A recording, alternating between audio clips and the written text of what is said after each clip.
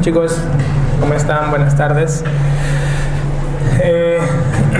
No se olviden que su examen de segmento de cardio se activaría al mediodía. Lo pueden dar hasta mañana a las 11 de la noche. ¿Ya? ¿Cómo han sentido esta semana que han pasado? Es bien difícil, ¿no? Tener la posibilidad de tener tiempo, ¿no? En el internado y estar manteniendo una constancia en la preparación, ¿no? Pero acuérdense que cada día cuenta, un poquito cuenta, y no retrasarse. Si hoy día te quedó algo pendiente, estás avanzando y por ahí te falta una cosita, no vuelvas atrás, tienes que avanzar, ¿ya? No, todo me falta ese tema nada más, no, ya estás en neumo, ya cardio ya perdió su oportunidad, vamos a neumo. Entonces tienes que hacer así, no, pero un ratito, no. ¿Por qué? Porque es la forma de que tú disciplines tu estudio, ¿no? Tu aprendizaje. Tu sistema debe estar tan mentalizado que cada día, absolutamente cada día, tiene que valer mucho para ti, ¿ya? Cada resumen, cada texto, tiene que valer mucho para ti. Justo hoy día grabamos 2 tutorías que seguramente lo van a tener activo mañana, me imagino, en su campus virtual, de cómo tienen que crear sus cuadernos de resumen, ¿ya? Porque muchos crean a su estilo, pero no, hay toda una teoría detrás de eso, ¿eh? Entonces vamos a tener que puntualizarlo, ¿ya? Muy bien. Con respecto a neumología, es un capítulo que normalmente tiene una media de 7 preguntas y debe mantener en 7, ¿eh? Solamente que como hemos obtenido lo que es el ENAM el ENAM del 2019, la recopilación que nos pasaron, digamos, ahorita tenemos 180 preguntas del examen del año pasado recopiladas. Y de esas 180 que hemos logrado recopilar por los mismos alumnos, neumología tiene 7 preguntas. Entonces el promedio es de 7, de 6 a 7, ¿ya? Si bien la tabla de especificaciones de este año han lanzado, ponte que infecto es el que seguro se supone que más preguntas tiene, pero neumología, igual ellos lo ponen como promedios nada más, pero al fin y al cabo neumología es uno de los cursos que más preguntas siempre va a venir dentro de las áreas clínicas, ¿ya? Con respecto a los temas que hay que precisar, vamos a entender lo que es bases para poder explicar más cosas. A ustedes no les viene tanto pruebas funcionales, pero son muy importantes para poder explicar el comportamiento de las otras cosas, ¿no? Que es patología de pleura. Neumonía, mira, si tú ves tantas preguntas de neumonía, no es que venga todos los años neumonía. Lo que pasa es que al comienzo venían mucho y luego fueron bajando el número de preguntas, pero quedó, ¿no? Quedó la estadística. Asma sí se ha vuelto en boga, es un tema que tienes que dominar bien, y tuberculosis también se ha quedado en el pasado casi. Si bien hicieron un número alto de preguntas en los inicios, fue bajando poco a poco, ¿no? A tomar en consideración. EPOC, lo clásico de siempre, y en cambio tromboembolismo sí sería un tema que le pones mucha atención, porque ya 3 años, esas 6 preguntas que ven son 3 años que últimamente está viniendo 2 preguntas. Mira, de las 6 que vengan 2 es bastante. Entonces hay que tomarle a precisión a ellos, ¿no? Neoplasias pulmonares, en la fase 1 no te vamos a activar un videito de neoplasias porque no va a faltar tiempo. Para que lo puedas escuchar nada más para que te oriente, ¿ok? Que es una diapo o un esquema ahí simpático, y se lo van a activar, ¿ya? Patología de inhalación de polvos, bueno, insuficiencia respiratoria está dentro de todo, entender todo el proceso de estas enfermedades, así que lo vamos a ver también ahí, ¿ok? Para que podamos revisar todo. Muy bien. Base de neumología. A ver, chicos, ustedes tienen que entender lo siguiente. Nosotros dividimos la vía aérea superior e inferior y tomamos como referencia la laringe, ¿ya? Entonces, de la laringe, por eso tenemos toda la vía, todo esto de acá es la vía superior. Acá está la laringe. Y todo esto de acá es la vía inferior, ¿ya? Entonces, en la vía superior tenemos la nasofaringe, la orofaringe, la laringofaringe. Y de la zona laringea para abajo vamos a encontrar la vía respiratoria inferior, donde tenemos a la tráquea, ¿ok? Y luego la división de la tráquea en bronquios, ¿no? Tenemos el bronquio derecho y el bronquio izquierdo. Cada bronquio se divide en segmentos distintos, que son en realidad bronquios secundarios, porque el bronquio primario es este bronquio. Bronquios secundarios son los bronquios para cada lóbulo, ¿ya? Entonces, ¿qué importa acá? Para aprovechar un poco, te he puesto este dibujo, ya que ustedes no llevan curso de cabeza y cuello, pero se refieren dos cosas nomás en cabeza y cuello, ¿no? Que es la forma como tienes que abordar la parte de la vía aérea cuando hay un trauma. Si ustedes observan, acá está el cartílago tiroides y acá abajo el cricoides. Entre el tiroides y el cricoides hay una lámina, que es la lámina cricotiroidea. Es importante, sí. Ahora vas a ver por qué. Cuando tú tienes una lesión aguda que comprometa la glotis, todo lo que es la parte glótica, ¿okay? Toda la parte glótica, todo el espacio que está dentro de la laringe, todo ese espacio glótico está comprometido por un edema, cualquier causa, una obstrucción importante, no se puede intubar por X razones o tiene contraindicaciones de intubación y el paciente está sometido a un cuadro agudo de insuficiencia respiratoria por ese motivo, lo que te salva la vida es una cricotiroidectomía, que es cortar la membrana y a través de acá salvar al paciente. Tú puedes llegar a esa membrana tocando al paciente, le extiendes el cuello y ahí sientes la parte de la manzanada que decían, ¿recuerdan? Esa es la punta del cartílago tiroides. Debajo de eso es el espacio. Esta es la membrana, ¿ya? Y ahí se utiliza en estados agudos de insuficiencia respiratoria donde no podemos ingresar a través de la intubación por X razones o la glotis está cerrada de manera aguda. Doctor, ¿y por qué no le haces traqueostomía? Mira, la traqueostomía, date la idea de que es un procedimiento electivo. Date la idea. ¿Por qué te digo? Porque la traqueostomía tienes que tener materiales, separadores, quelis, mosquitos, farabios, tienes que disecar, tienes que infiltrar, toma tiempo y una vía respiratoria en estado de obstrucción no te da tiempo, así que se muere. Entonces cuando tú hagas un cuadro agudo de obstrucción y te ponen un cuadro que no se puede mejorar la vía aérea, de frente es la crico, ¿ok? De frente es la crico. ¿Cuándo hago una traqueo? Bueno, cuando es selectivo y quiero mejorar la vía aérea. La traqueostomía se hace entre el tercer y cuarto anillo traqueal, ¿ok? La traqueostomía. Situaciones que me pueden someter a hacer abordajes por cuello. ¿Qué situaciones? Primera situación, una fractura maxilofacial, por ejemplo. Importante, ¿no? Una fractura maxilofacial en la cual esté muy lesionada la zona mandibular y bueno, se te pone una condición que no puedes entrar. Otra condición, quemaduras, toda la parte mucosa, quemadura inhalatoria, que te contraindique poder ingresar por esa zona. Otra, una lesión cervical severa, lesión cervical. Entonces, estas son las tres situaciones que se pueden presentar que ponen en riesgo poder intubar a un paciente. ¿Ok? Si están estas situaciones y el paciente está en un cuadro de insuficiencia respiratoria, definitivamente, y es un cuadro agudo, lo que vamos a hacer es una crico, ¿ya? Una crico. Si es una situación de intubación prolongada, por ejemplo, que es la causa más frecuente es la traqueostomía, cuando la intubación es más de 10 días, tú vas a la traqueostomía, ¿no? Esta es la forma más frecuente de ir a tráqueo. ¿Cuál es la complicación de tener una traqueostomía? La complicación de tener una traqueostomía definitivamente es la estenosis traqueal. No, es una complicación, la estenosis traqueal. No tanto la fístula, la estenosis traqueal. ¿Ok? Entonces eso hay que tener en consideración. Muy bien, he usado un poco el tema clínico de aplicar lo que es la vía aérea inferior, aparte de la parte de tráquea, para poder ver eso. Volvemos a la parte anatómica.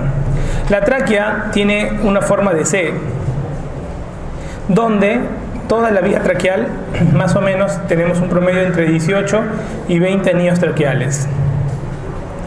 En la parte de atrás de la tráquea vamos a encontrar músculo liso. ¿Por qué? Porque el músculo liso está en contacto con el esófago. Si el bolo alimenticio pasa, el músculo liso se mueve. En cambio, si fuera cartílago, tendrían dificultad y disfagia. Por eso es que la parte libre del músculo liso está en la parte de atrás, ¿ya? Va bajando y forman los bronquios primarios, derecho e izquierdo. Si se dan cuenta, característica del bronquio derecho, Uno es más ancho. 2 es más corto. Y 3 es más vertical. Estas 3 condiciones hacen de que cuando un niño tenga un cuerpo extraño, el cuerpo extraño vaya más al lado derecho que al lado izquierdo. Luego de los bronquios primarios se dividen los bronquios secundarios. Por ejemplo, en el lado derecho, lo primero que sale es el bronquio del lóbulo superior. Luego continúa un bronquio que se llama bronquio intermedio, que es el que termina dando el bronquio del lóbulo medio y el bronquio del lóbulo inferior.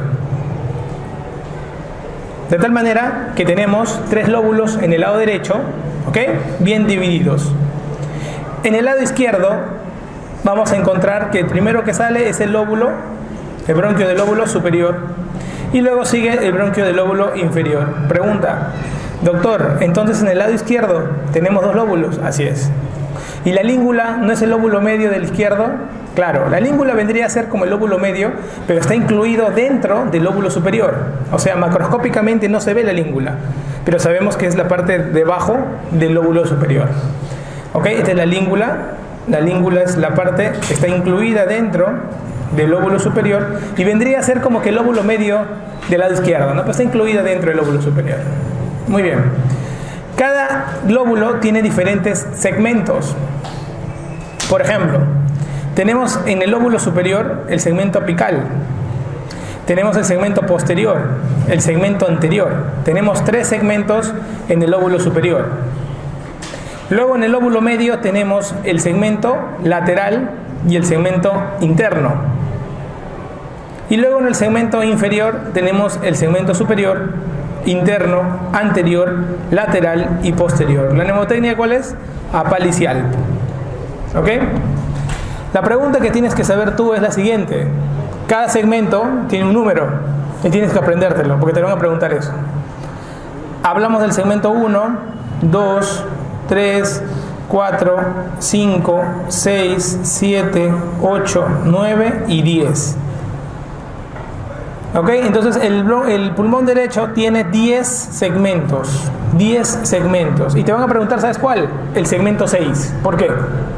Porque el segmento 6 es el superior del inferior, que es el lugar donde asienta la tuberculosis cuando hace la infección primaria. ¿Ya?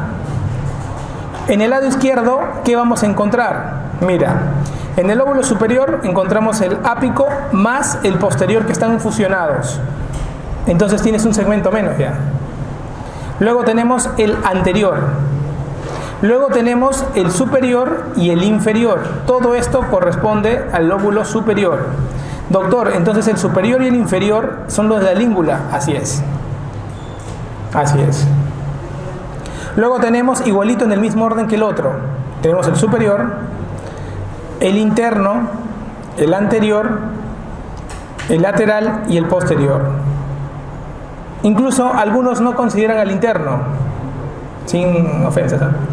Algunos no consideran el interno, o sea, el interno no vale para algunos. ¿Ok? Entonces, ¿qué ocurre? Ocurre de que, ¿qué segmentos vamos a ver en el lado izquierdo? 1 más 2, el 3, 4, 5, 6, 7, 8, 9 y 10. El 7 más el 8 están fusionados y el 1 más el 2. De tal manera que en el lado izquierdo vamos a encontrar 8 segmentos y en el lado derecho encontramos 10 segmentos. ¿Ok? Y en la tuberculosis le encanta el lóbulo, le encanta muchísimo el segmento superior de los inferiores cuando es la tuberculosis primaria. ¿Ya? Acá también puedo precisar algo.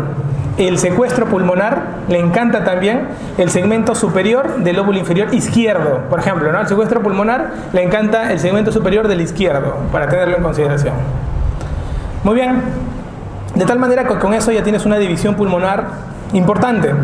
Ahora, mira, desde que viene esto, desde que la tráquea se divide, comienzan las divisiones bronquiales, ¿no?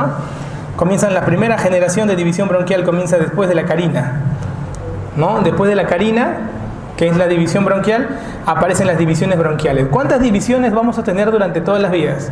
23 divisiones. 23 divisiones, las cuales van a tener una parte que es transmisora de aire, eso se va a llamar conducciones, y otra intercambiadoras de oxígeno y CO2, que son respiratorias. Entonces tenemos que las 23 generaciones que se van a presentar tienen una parte que es conductora y una parte que es respiratoria. ¿Ok? Yeah.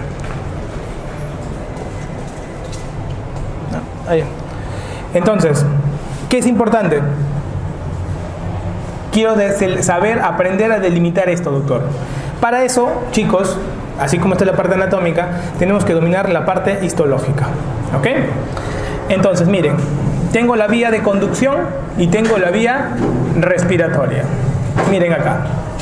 Hasta la división 16, acá, ahí está el último bronquiolo terminal, ahí está el bronquiolo terminal, en la generación 16.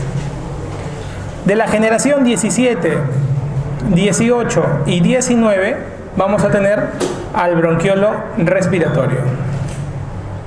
¿Qué diferencia hay entre un bronquiolo terminal y un respiratorio? Que el respiratorio tiene metido ¿qué cosa? Alvéolos. Alvéolos. ¿Ok? Luego tenemos la generación 20, la generación 21, 22 y 23. Acá vamos a encontrar los ductus alveolares propiamente dicho. Entonces, doctor, quiere decir que hasta la generación 16 esto se va a llamar zona de conducción. Y esto de acá para adelante serán zonas respiratorias porque ya tienen alvéolos. ¿Ok? Muy bien. Entonces vamos a diferenciar los diferentes tejidos que pueden haber. Tenemos las vías respiratorias superiores, que ya hemos mencionado, y las vías respiratorias inferiores. ¿Cuáles son las que más te va a importar? Las respiratorias inferiores. Donde tenemos a quién? A la tráquea, a los bronquios principales, secundarios, a los bronquiolos y a los alvéolos, ¿no? Muy bien. Cuando tenemos entonces, chicos, la parte histológica va a marcar mucho un patrón de conducta para poder entender todo en la parte respiratoria. Vamos a entender primero que todo lo que hable de la vía respiratoria superior e inferior que esté involucrado con epitelio respiratorio, vas a escuchar tú la palabra epitelio respiratorio. ¿Qué es el epitelio respiratorio? Es el famoso epitelio cilíndrico, ciliado, pseudo estratificado. ¿Ok? Pseudo estratificado. ¿Por qué le dicen pseudo estratificado? Porque parece que tuviera varias capas, pero en realidad tiene una sola, sino que está en un desorden total. ¿Ok? Muy bien. Eso para tanto vía respiratoria superior e inferior que tenga la famosa frase de epitelio respiratorio. Con respecto a los tejidos de la vía respiratoria inferior, tenemos a la tráquea.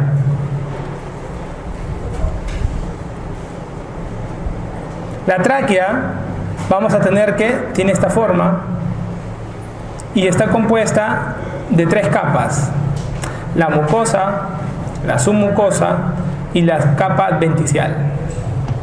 Muy bien, entonces vamos a poner acá la tráquea, la parte de la mucosa. La mucosa traqueal vamos a encontrar células ciliadas, 30%. Vamos a encontrar las células caliciformes, 30%. Y vamos a encontrar las células basales, 30%. Doctor, esto preguntan, por supuesto, te voy a subrayar todo lo que vean en esta diapo, lo subrayado es preguntado. Las caliciformes te preguntan y las basales te preguntan, que son las que regeneran todo.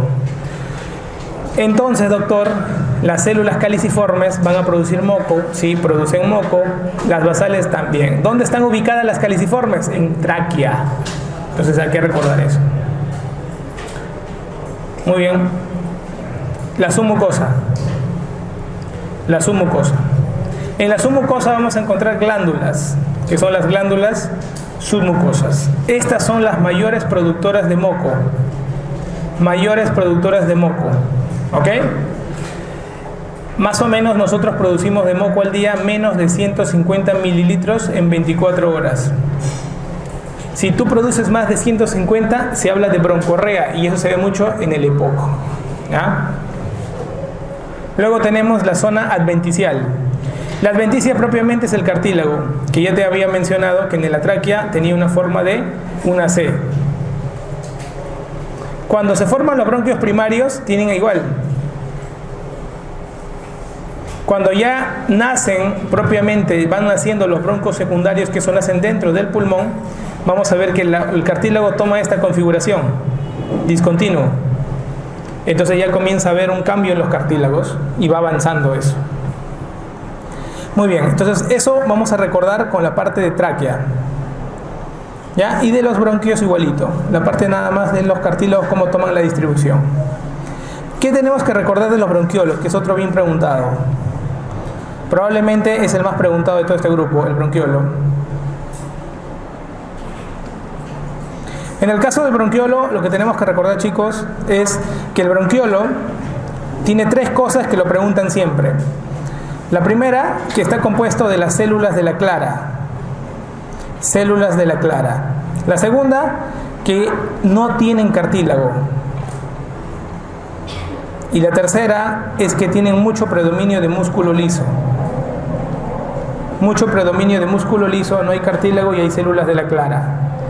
Si uno ve los bronquiolos, desde las generaciones más superiores es medio cilíndrico, hasta las más debajo, que son las cúbicos. ¿Cuál tipo predomina mientras va dividiéndose? Predominan los cúbicos. Entonces te van a preguntar, ¿los bronquiolos tienen qué tipo de células de predominio? Cúbicas. ¿Ok? Muy bien. Sabemos entonces que tenemos el bronquiolo terminal en la generación 16 y para adelante está el bronquiolo respiratorio que ya tiene alvéolos metidos, ¿no? Entre ellos. Eso hay que recordar. Muy bien. ¿Qué hay que recordar ahora de los alvéolos?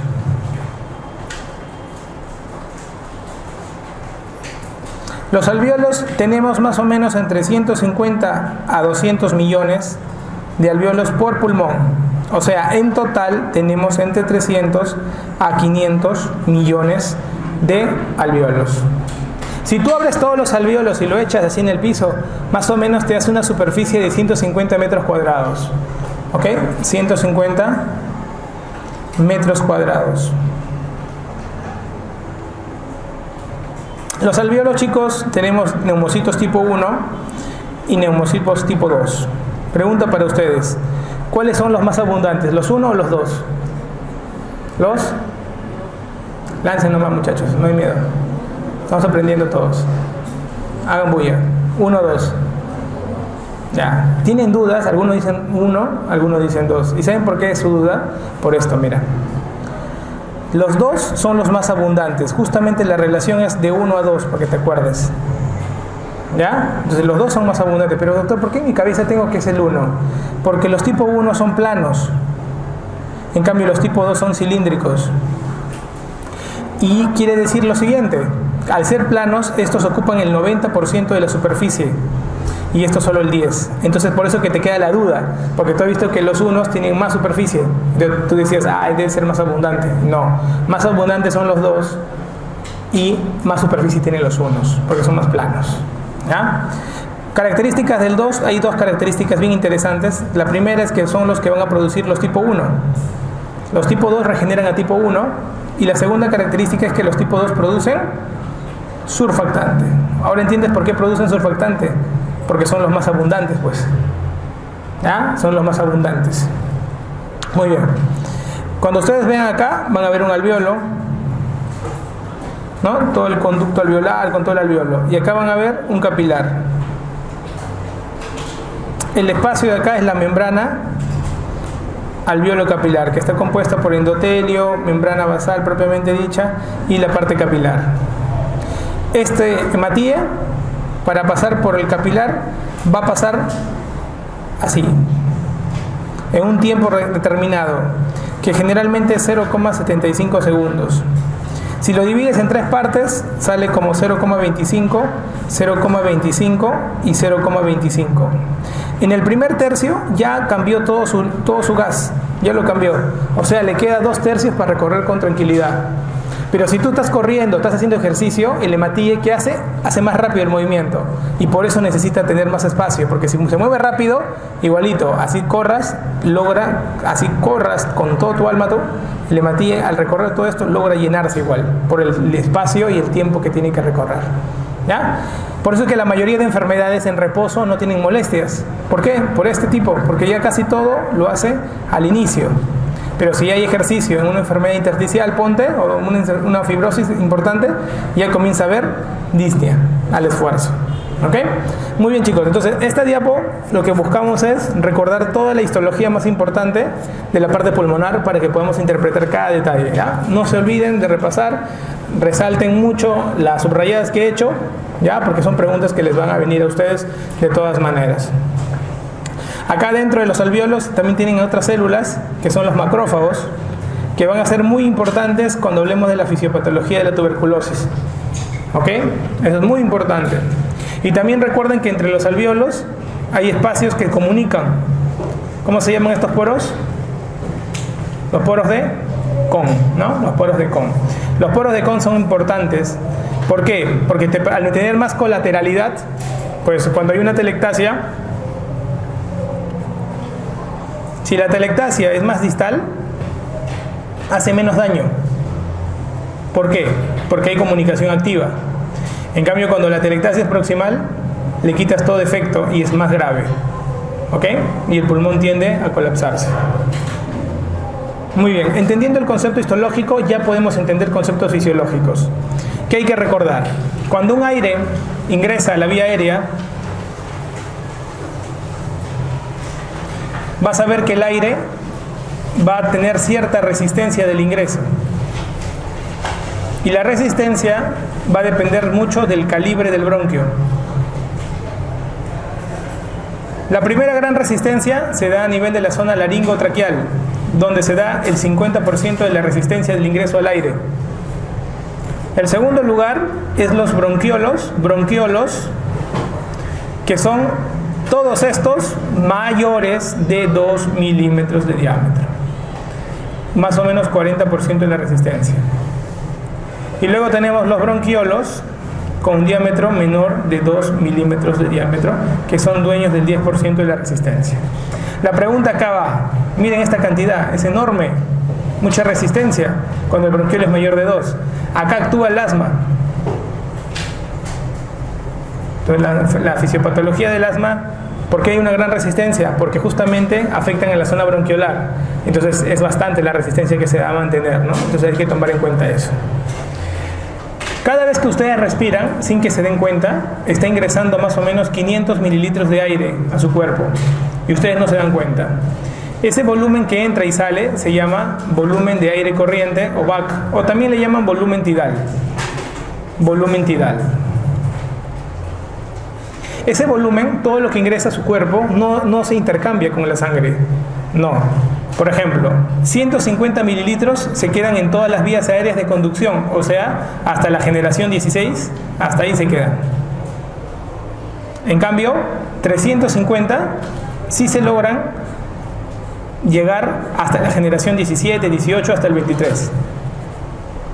¿Ok? O sea, puede sufrir un intercambio. Pero los alvéolos, como pueden ustedes observar, algunos alvéolos, de acuerdo a la función, algunos están chambeando. ¿Por qué? Porque tienen cerca un capilar y le llega, por ejemplo, sangre por el capilar, entonces hay intercambio. Algunos alvéolos, esos capilares no están bien irrigados y entonces el aire se queda ahí. Y eso se llama espacio muerto alveolar. Muy bien. Si queremos diferenciar los espacios muertos, tenemos 2 espacios muertos que nos van a preguntar. El primer espacio muerto que nos van a preguntar es el espacio muerto anatómico. El espacio muerto anatómico es el espacio de las vías aéreas de conducción. Ese es el espacio muerto anatómico. O sea, en este caso sería 150. El segundo espacio que nos van a preguntar es el espacio muerto fisiológico. Y el espacio muerto fisiológico es la suma de dos espacios. El espacio muerto anatómico más el espacio muerto alveolar. Hay dos situaciones que quiero que recuerdes. La primera, ¿qué pasaría si tú haces ejercicio? Si tú haces ejercicio, este espacio muerto alveolar, ¿qué va a ocurrir? Va a llegar sangre ahora por acá, por el movimiento de la necesidad. Y esto va a disminuir, ¿no? Porque va a haber intercambio. Entonces va a disminuir el espacio muerto alveolar cuando tú haces ejercicio. Si disminuye el espacio muerto alveolar, ¿quién va a disminuir? El espacio muerto fisiológico. Entonces en el ejercicio hay disminución del espacio muerto fisiológico. Otro ejemplo, ¿qué pasaría si ya no llega sangre acá? Ya no llega sangre, tienes el alveolo y hay un tromboembolismo que ocluye la llegada de sangre. Entonces aumenta el espacio muerto alveolar, ¿no? Aumentaría en ese caso el espacio muerto alveolar. Y si aumenta el espacio muerto alveolar en un tromboembolismo, ¿qué está ocurriendo? Con el espacio muerto fisiológico, aumenta. Entonces en un tromboembolismo aumentaría el espacio muerto fisiológico. ¿Ok? Entonces son movimientos que se van a dar a través del aire. ¿Cuál es la dinámica de la respiración, chicos? Ustedes tienen que recordar lo siguiente. Nosotros inspiramos y expiramos. Dos mecanismos puntuales.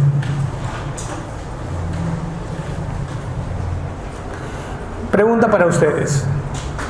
¿Quién es activo? ¿La inspiración o la expiración? La inspiración, ¿no? La inspiración es un movimiento activo. ¿Por qué es un movimiento activo?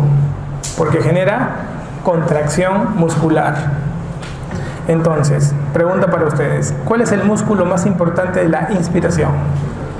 El diafragma. El diafragma más o menos colabora en 80% a la inspiración. Bastante, ¿no? Pregunta para ustedes, ¿cuál es el músculo de la expiración? ¿Cuál es el músculo de la expiración? ¿Cuáles son? ¿Cuál es? Así, de tu expiración normal. O sea, ahorita, por ejemplo, tú estás expirando, ¿no? Ya, el músculo de tu expiración, ¿qué músculo es? Eso es lo que quiero saber. ¿Cuál es? Claro. El músculo, la expiración no tiene un músculo definido, no tiene. Es, ¿qué cosa? Es pasivo, doctor. La expiración es la relajación del diafragma. Ah, ya. Entonces no tiene un músculo, no tiene, ahí caen todos, pero doctor. Pero ¿qué pasaría si se somete todo esto a un esfuerzo? Ahí cambia la cosa, doctor. Si yo someto esto a un esfuerzo, cambia la cosa. ¿Ok? Y para eso tenemos que interpretar ¿qué cosa? La espirometría, para que tú puedas entender los volúmenes y qué músculos interfieren con cada volumen, porque eso te van a preguntar.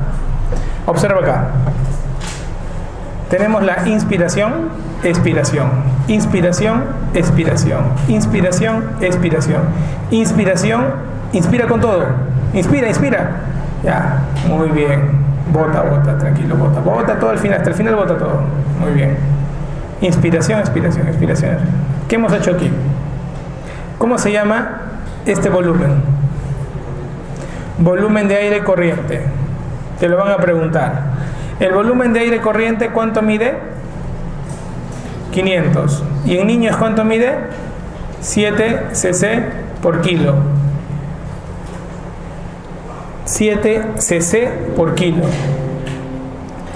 ¿Cómo se llama este volumen que está encima del BAC? Volumen de reserva inspiratoria. ¿Cómo se llama el volumen que está debajo del BAC? Volumen de reserva expiratoria. ¿Y cómo se llama el volumen que no puedes medir? Volumen residual. Entonces, chicos, en la espirometría, en la espirometría estática, ¿cuántos volúmenes tenemos? 4. ¿Ok? La espirometría estática, no te olvides. En la espirometría estática, como 4 sílabas, 4 volúmenes. ¿Ya?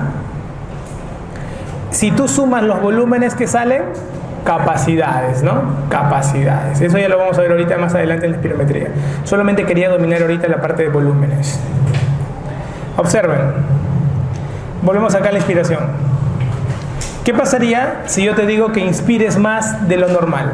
O sea, que hagas así. ¿Qué he hecho yo ahorita? ¿Qué he creado?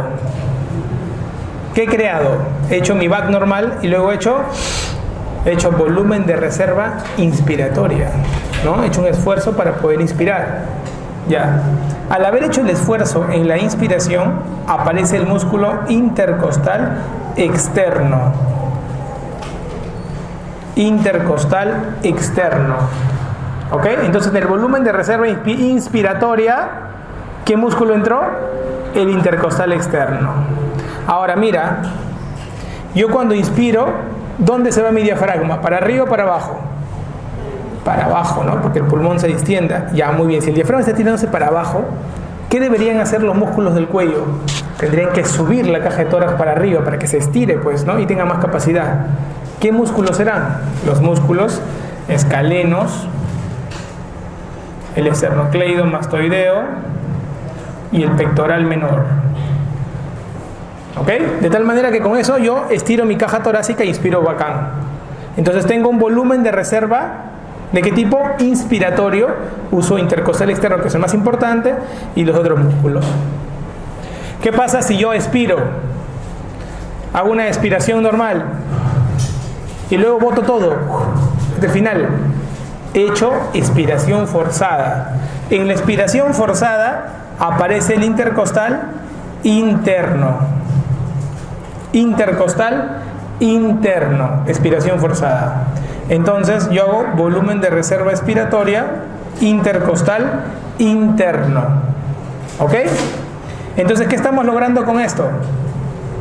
Hacer una expiración importante. Apareció recién el intercostal interno. ¿Cuándo aparece el intercostal interno? Cuando yo hago esfuerzo.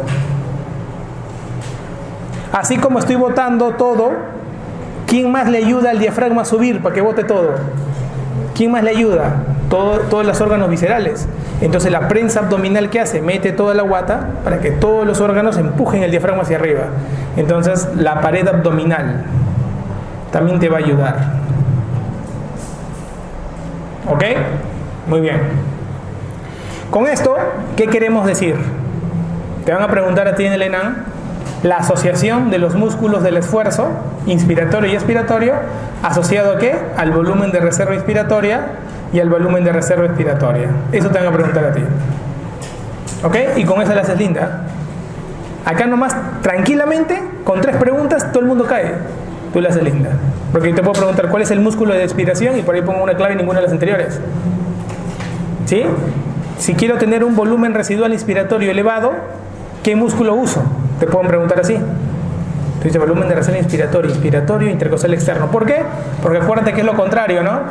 Inspiro, intercostal externo.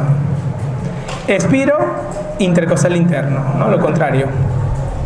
Entonces, esos detallitos hay que tenerlos en cuenta y cómo lo vamos jugando, la espirometría, y cómo lo vamos jugando con el otro. ¿Ya? Muy bien. Chicos, ¿quién permite que el pulmón se mueva? ¿El mismo pulmón? Si yo saco tu pulmón de tu caja torácica, tu pulmón se colapsa todo y no se infla. ¿Quién permite? La caja torácica. La caja torácica.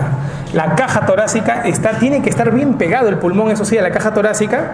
¿Para qué? Para que cuando se mueva la caja torácica, el pulmón lo siga, pues, ¿no? Entonces, entre la caja torácica y el pulmón, que tiene que haber una lámina interna que tenga mucha presión negativa, que haga que jale y lo chupe el pulmón. Entonces la presión intrapleural siempre es negativa, sea en inspiración o en expiración. ¿Para qué? Para que el pulmón se mantenga pegado. ¿Qué pasa si rompemos esa presión? Cuando hay aire que se libera dentro de él, se separa el toque, porque se vuelve positiva la presión. Hay neumotórax, ¿no? Neumotórax. Y ese hueco puede ser por adentro del mismo pulmón o por afuera, ¿no? Que te metan un cuchillazo ahí. O sea, hay 2 formas, ¿no? Entonces la idea es mantener la presión negativa entre el pulmón. Por eso que el tratamiento de un neumotórax al final, ¿cuál es? Meter un tubo, ¿no? Al vacío, para que el tubo bote cantidad positiva de presión y se atrape eso en el agua y vuelva a su presión negativa normal que tiene. ¿Ok? Entonces, muy importante. Entonces, esta caja torácica va a ayudar al movimiento de pulmón. ¿Sí? Entonces, vamos a necesitar que una secuencia. La caja torácica, ¿por qué se mueve? ¿Quiénes son partes del sistema, del aparato de movimiento pulmonar? Los huesos, doctor, los músculos, doctor, los nervios, doctor, la unión neuromuscular, el nervio periférico, la médula, el bulbo, que es el centro de respiración, igual que el centro cardiorrespiratorio, por eso le llaman. Entonces, cuando tengo una lesión de cualquiera de esas zonas, yo voy a tener patología de caja torácica y no se va a mover. Y si no se mueve, ¿se retiene CO2 o aumenta el CO2? ¿Disminuye o aumenta el CO2? Aumenta. ¿Por qué? Porque estoy disminuyendo la ventilación. Entonces, patologías de hipoventilación con cualquier lesión de toda esa vía, verá que el CO2 se eleve. ¿Ok? Por eso es que cuando toma benzodiazepinas, ¿qué hace? Vía respiratoria. Entonces, se deprime y ¿qué ocurre? CO2 se eleva. Una patología neural periférica, ¿puede afectar o no puede afectar? También, doctor, la placa misma, ¿no? La miastenia, el mismo Guillain-Barré, ¿por qué todos se afectan? Porque todo es la caja torácica, que tiene que estar en movimiento. ¿Ya? El surfactante. ¿Qué debemos saber del surfactante para el examen? El surfactante pulmonar, ¿quién lo crea? ¿Qué neumocito? Muy bien, chicos, el neumocito 2. El surfactante pulmonar, no se olviden, está creado de 90% de lípidos y 10% de proteínas. ¿Ok? Dentro de las proteínas tenemos varias, la albúmina, las apoproteínas, que son de 4 tipos. También tenemos algunas hasta inmunoglobulinas A metidas ahí. Pero lo que abunda son los lípidos. Entonces, el alveolo tiene que estar como una grasita, el surfactante es como una grasita que le ponen así al alveolo, para que cuando el alveolo expire, se achica, pero cuando expira se achica, no se vaya a colapsar y se cierre. Entonces, gracias al surfactante no ocurre eso. Entonces, el surfactante, ¿qué evita? Evita la atelectasia, ¿no? El surfactante evita la atelectasia. Muy bien. Composición lipídica. El más importante de todos, más del 50%, como ponemos ahí, es el famoso dipalmitoil fosfatidilcolina.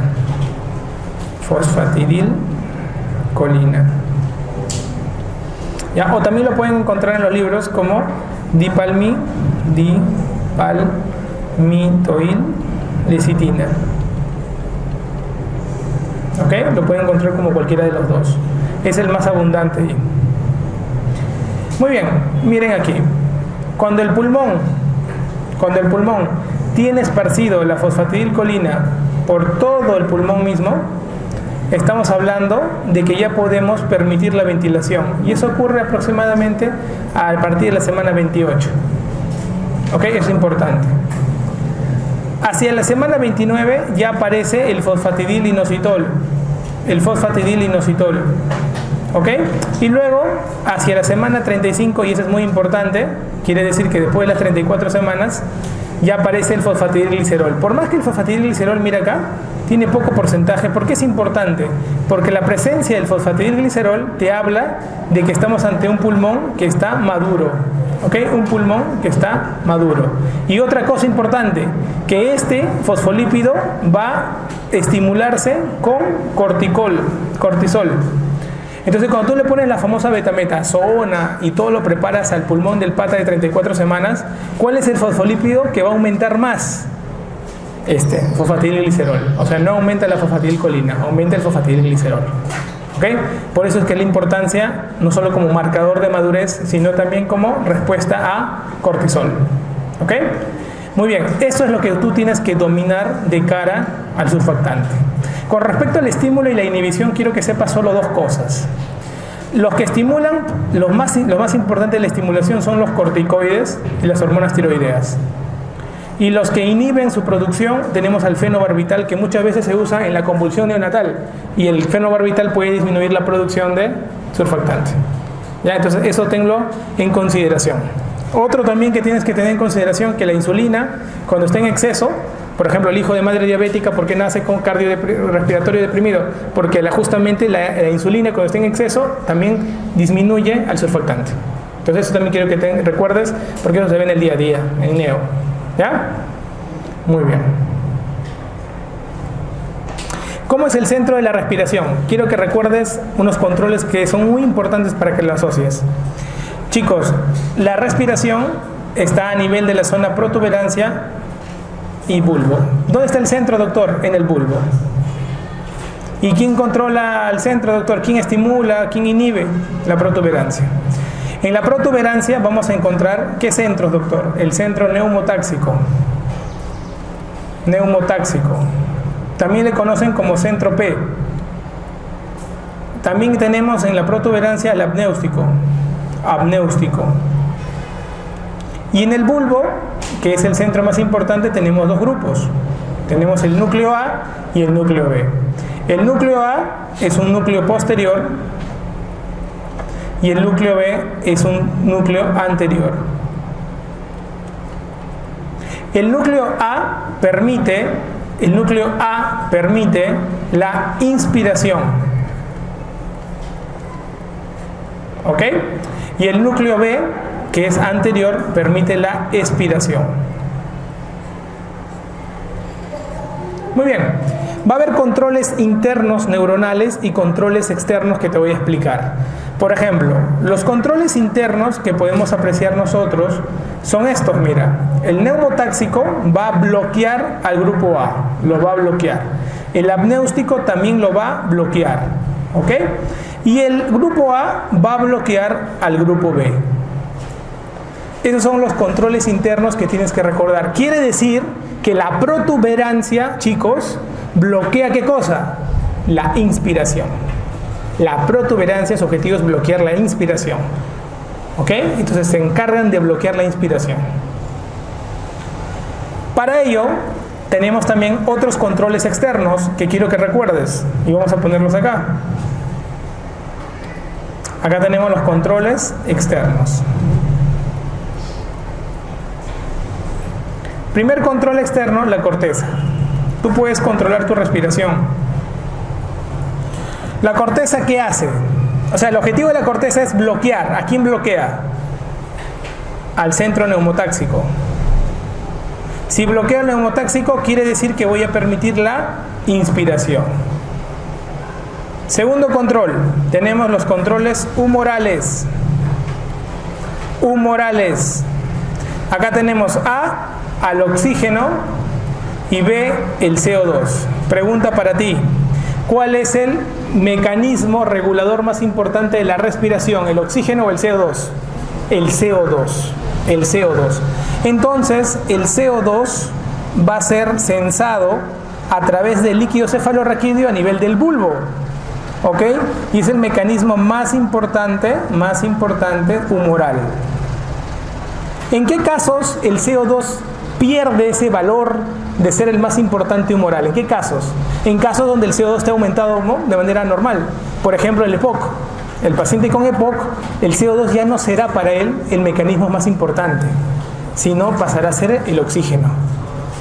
¿Ok? El oxígeno.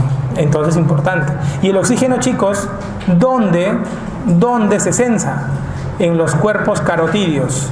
¿Dónde está el cuerpo carotídeo? Son pequeñas células colocadas en la bifurcación de la carótida y sensan la disminución de oxígeno. ¿Ok? Muy bien. Los humorales, ¿qué efecto en general tiene un humoral? Estimular. ¿A quién estimula? Al núcleo A. Directo. Estímulo directo del grupo A. O sea, los humorales estimulan la inspiración. Estimulan la inspiración. El más importante, no te olvides, es el CO2, ¿ya? Al final te voy a poner puntos rojos y te voy a decir cuáles son preguntados todo el tiempo, ¿ya? Para que le des ese valor a esta parte del control. 3. Estímulos mecánicos. Estímulos mecánicos. En los estímulos mecánicos, ¿qué tenemos? Por ejemplo, 1, tenemos receptores de distensión, receptores de distensión. Acá, por ejemplo, aparece un reflejo que es el reflejo de Hering-Brauer. Reflejo de Hering-Brauer. Pregunta para todos, ¿el reflejo de Hering-Brauer es fisiológico o patológico? Es patológico. El reflejo de Hering-Brauer aparece en patología, no fisiología. ¿Qué, doctor? Entonces, Hering-Brauer, ¿qué busca? En algunas enfermedades, nosotros le tenemos que poner coto al aumento de la inspiración. Por ejemplo, ¿en quién? En el EPOC.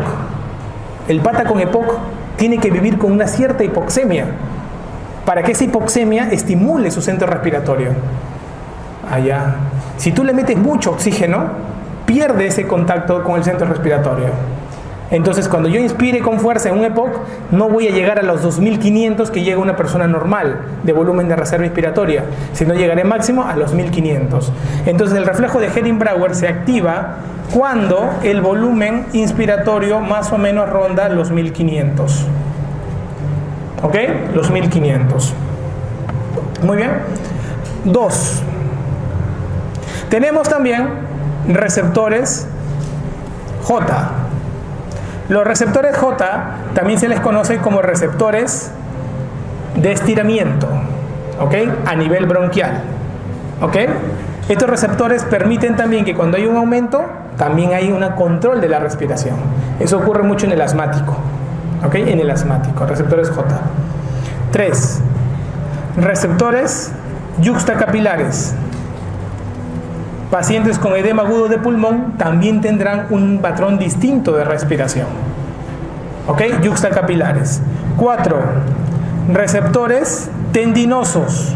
Por ejemplo, a nivel de los ligamentos, a nivel de los tendones, a nivel del aparato de Golgi, que es muscular, antes de que tú hagas un ejercicio, tú no estás haciendo calentamiento. ¿Por qué haces calentamiento? ¿Porque te da calambre? No. Es para estimular al cerebro a que se preacondicione a lo que va a venir. Por eso es el calentamiento. ¿Ok? Ya le vas predisponiendo. Los valores que ocurren en estos reflejos mecánicos, ¿qué buscan los mecánicos? Los mecánicos buscan básicamente bloquear de alguna manera el control expiratorio. De alguna manera buscan bloquear el control expiratorio. ¿Ok? Expiratorio. De tal manera que estimulen la parte inspiratoria. Entonces, quiere decir, chicos, quiere decir que los controles externos son de tipo inspiratorios. ¿Ok? Estimulan la parte inspiratoria. En cambio, los controles internos, que era de protuberancia bulbo, ¿cómo eran? Bloqueaban la inspiración. ¿Sí? Entonces, esos detalles tienes que recordar. ¿Qué ha sido preguntado a través del tiempo con respecto a este tema? Número 1, ¿dónde está el centro neumotáxico? Número 2, ¿dónde está el centro apnéustico? Número 3, ¿dónde está el núcleo de la respiración? ¿Te das cuenta? Número 4, el reflejo de Hering-Brauer se activa ¿con qué volumen? Número 5, ¿quién controla la respiración natural? CO2, ¿no? Número 6, ¿quién controla en caso de patología obstructiva? Crónica, como el EPOC. Ahí está. Miren, son varias las preguntas que han venido con respecto al control respiratorio. Y de los 3 exámenes preinternado en el residentado, a quien le encanta control respiratorio, preguntas, es al ENAM. Es al ENAM. O sea, esta es la diapo del ENAM. ¿Ok? Les encanta control respiratorio. ¿Cómo van a manejar el sistema? Bien semiológico es esta parte. ¿Ya? A nivel ya del alveolo, los mecanismos, los movimientos que ocurren en el alveolo, lo que quiero que recuerden es lo siguiente. Tenemos el alveolo, tenemos el capilar y tenemos la membrana que lo separa. ¿Ok?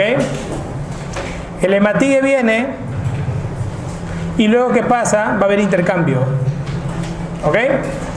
El CO2, por ejemplo, viene con un valor de 45 y acá está en 40. Por diferencia de presiones y gradiente, el CO2 se elimina. El oxígeno viene con 40 y acá está con 104. Por diferencia de gradientes se mete. La pregunta que te voy a hacer es la siguiente.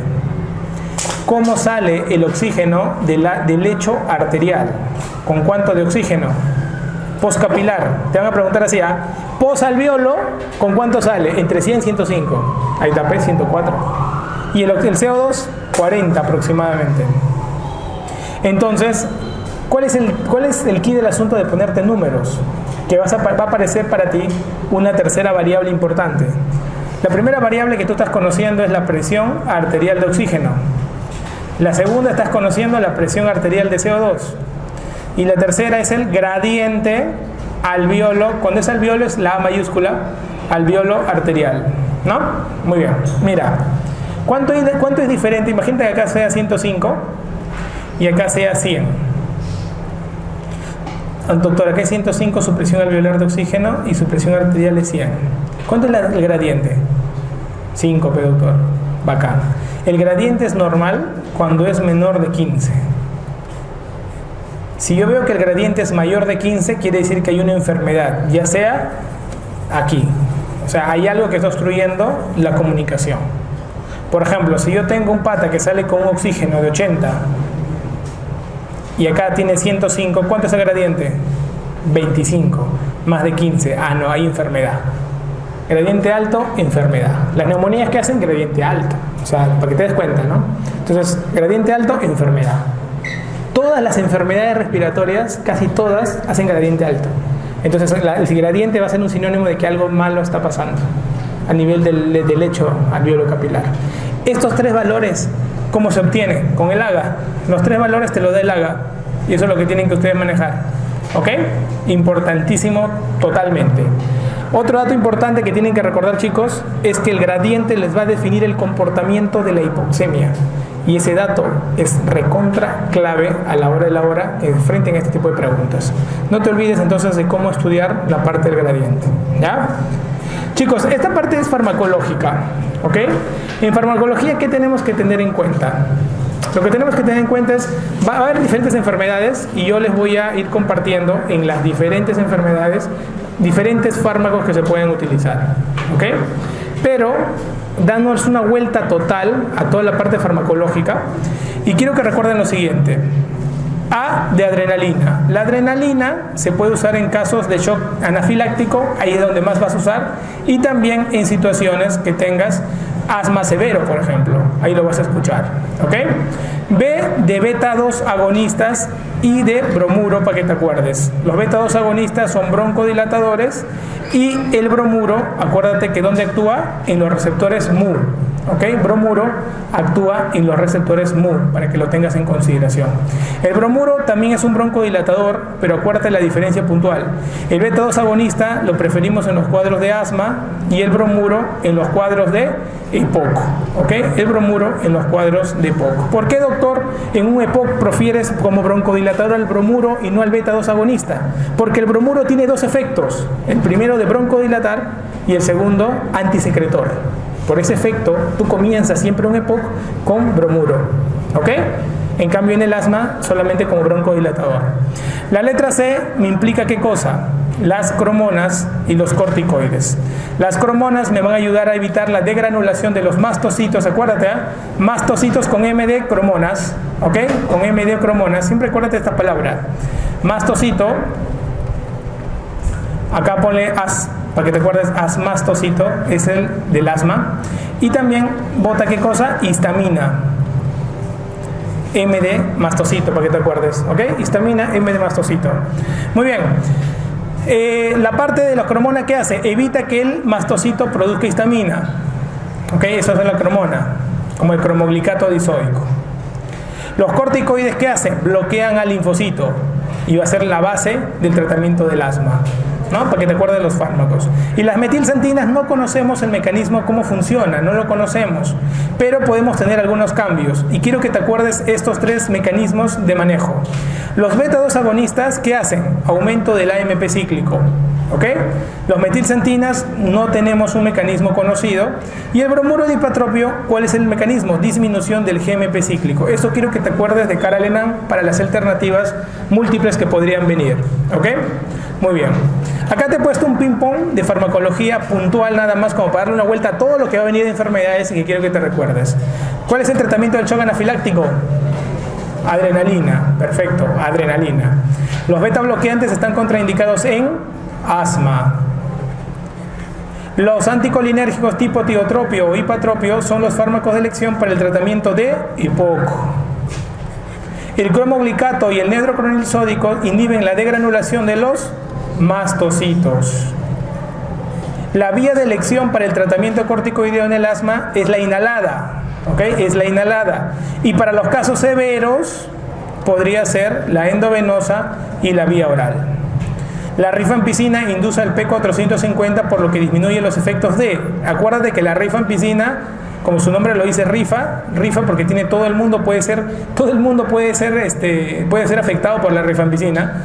Disminuye efectos de anticoagulantes, disminuye efectos de antiepilépticos, disminuye efecto de antidiabéticos orales, disminuye el efecto de las benzodiazepinas, disminuye de los anticonceptivos orales, o sea, disminuye el efecto de toda la mancha, ¿no? Por eso es un gran inductor, es el mayor inductor de todos los fármacos que vas a ver en neumología. El tratamiento de heparina debe iniciarse con la sospecha de un TEP, sin confirmar aún el diagnóstico. ¿Verdadero o falso? Verdadero. Ante la sospecha de un TEP, inicias tratamiento anticoagulante, pero no vía oral. La vía oral es cuando confirmes. ¿Y cuando confirmas? Cuando ves imagen. Como dice el papelito, manda. Imagen manda. El tratamiento del TEP entonces es la anticoagulación, doctor. Y si es masivo, usamos fibrinolíticos. Fibrinolíticos. ¿Ok? Entonces le hemos dado una vuelta a muchas enfermedades que vamos a ver ahora para poder entender cada uno de los procesos que te tienen que sonar, y vas a ver que fisiopatológicamente cómo se va explicando. Quizás de todos los fármacos que uno debe saber, los efectos adversos de quien más quiero que aprendas son de los beta-2 agonistas, porque son los que más se van a preguntar. ¿Ok? Efectos adversos de los beta-2 agonistas. Tenemos taquicardia, ansiedad, temblor, hipocalemia, prolongación del QT. Haz la mnemotecnia que tú creas conveniente. Yo me acuerdo con esa, ¿ok? Pero lo que más te va a llamar la atención y lo que más te van a preguntar es esto, porque es muy importante en el día a día, muy importante en el día a día. ¿Ya? Incluso tú sabes que los beta bloqueadores, ¿te acuerdas que aumentan el potasio? Ahí está, pues el beta-2 agonista lo disminuye, hace la hipocalemia, ¿ok? Muy bien. Chicos, este cuadro es la base del ENAN para patología respiratoria. Yo acá en este cuadro lo voy a llevar de la mano. Van a haber 3 enfermedades que todo el mundo se va a confundir y 3 enfermedades que van a salir facilitas, ¿ok?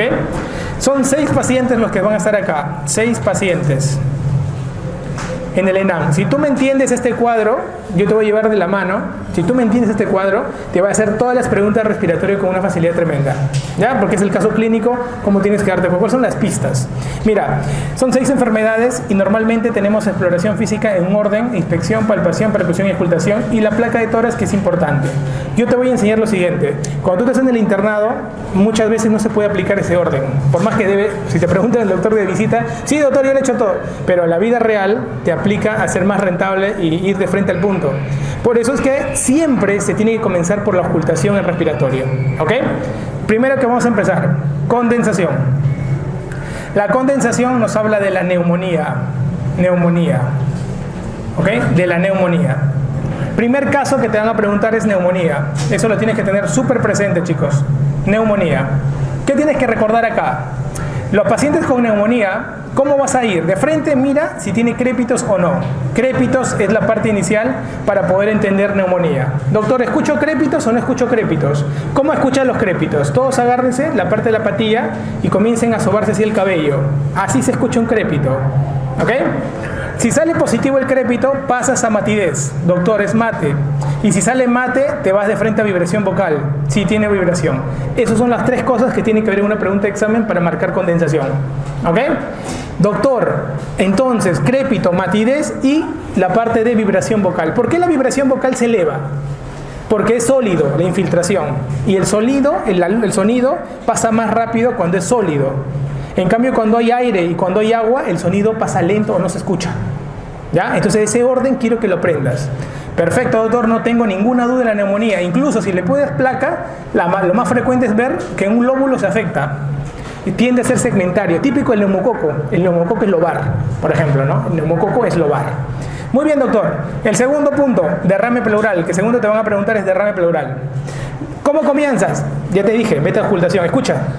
Doctor, no escucho nada. No escucho nada. Ya. ¿Matidez ahí o no? Ahí está mate, doctor. ¿Cómo está la vibración vocal? Disminuida, doctor. Perfecto. Entonces voy a marcar derrame, doctor. No, espérate. No marques todavía. ¿Por qué? Mira arriba. ¿Quién está arriba? Atelectasia. ¿La atelectasia qué tiene? También tiene silencio. Es mate. Y tampoco hay vibración. Pucha, doctor. Entonces, ¿cuándo marco atelectasia y cuándo marco derrame? Dos cosas. La primera, te vas a acordar de M. ¿M de qué? M de mediastino. Entonces el mediastino te va a ayudar a diferenciar si es masivo. M de masivo, M de mediastino. Cuando tú veas que es masivo, el mediastino lo miras. Si es atelectasia, te jala el mediastino. Si es derrame masivo, te empuja el mediastino. Entonces, acuérdate, atelectasia jala el mediastino al lado enfermo. Derrame masivo, empuja el mediastino al lado sano. Primera característica para diferenciar atelectasia de derrame. ¿Ok? Doctor, y si no tengo, en la pregunta no me ponen mediastino, no me ponen nada, no sé si es masivo o no es masivo, no son tan malos, te dan un tip. ¿Y cuál es el tip? Derrame, en la parte de auscultación te van a agregar egofonía. Egofonía. Si tú ves la palabra egofonía, de frente marcas derrame pleural. ¿Ok? Doctor, ¿y algún soplo? Mira, hay 4 tipos de soplos en respiración. Respiratorio hay 4 tipos de soplos. El primero, ¿cuál es? El soplo bronquial. ¿Sí? El soplo bronquial. El soplo bronquial, típico, condensación. Ese sí se escucha, doctor. Segundo, soplo pleural.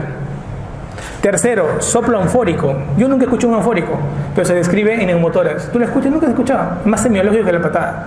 Nadie lo ha escuchado. Si le preguntas a alguien, doctor, ¿usted ha escuchado soplo anfórico? Claro, dile cómo es. No se escucha. Cuarto, soplo cavitario, cuando hay una caverna. Entonces, 4 tipos de soplo, de los que te van a preguntar son 2. El soplo tubárico bronquial y el soplo pleural. ¿Ok? Muy bien. Con estos 3 ya les he enseñado a diferenciar atelectasia, condensación y derrame. Tienen que hacer ese orden de razonamiento. Y con eso te haces el 90% de las preguntas de síndromes clínicos en el ENAM. ¿Por qué? Porque todos caen ahí, en ese algoritmo de manejo, de diagnóstico. Las otras 3 enfermedades salen facilito. ¿Por qué? Mira, neumotórax. Si yo escucho, doctor, no escucho nada, pero yo hago y encuentro timpanismo. Ya. Si el timpanismo del caso clínico es de un solo lado, es probable que sea neumotórax, porque es un solo lado. Pero si es el timpanismo de los 2 lados, probablemente sea un enfisematoso. O sea, un tórax en tonel. ¿Ok? En el tórax en tonel, igualito, vibraciones en los 2 está disminuida. ¿Por qué? Porque está insuflado. Es un paciente con EPOC, tipo enfisematoso. Tiene aumento del tórax, porque están rotos los septos interalveolares y se ve que está más atrapando el aire. ¿Cómo lo diferencio? Placa. La única manera de diferenciar último versus el primero es placa. La placa en el neumotórax vemos aire libre. En cambio, en el enfisematoso vemos aumento de la separación bilateral de los espacios intercostales. Con eso al toque, entonces es importante la placa para diferenciar un enfisema de un neumotórax de manera objetiva en un examen. ¿Ok? Doctor, el sexto, de frente al crépito. Pero el crépito no es el crépito cualquiera, es un crépito tosco. Se llama velcro. Velcro. Entonces, chicos, con lo que hemos hecho, ¿qué es? Lo que hemos hecho es una diferenciación brutal de 6 probables patologías. 6 probables patologías diferenciadas. Que eso es lo que hay que tener en consideración. ¿Ok? Entonces, doctor, a mí me van a poner estos casos clínicos, por supuesto. En el ENAM son enriquecidos los casos clínicos para diferenciar una y otra. Todos han sido preguntados en el ENAM, los 6 tipos. La gente cae porque no sabe por dónde empezar. Tú en tu mente vas a decir los 3 primeros, ¿cuáles eran? Neumonía, derrame pleural y atelectasia. Algoritmo que hemos hecho. Después te largas de frente a neumotórax y enfisematosos. Y el último, el intersticial. ¿Ya? Muy bien.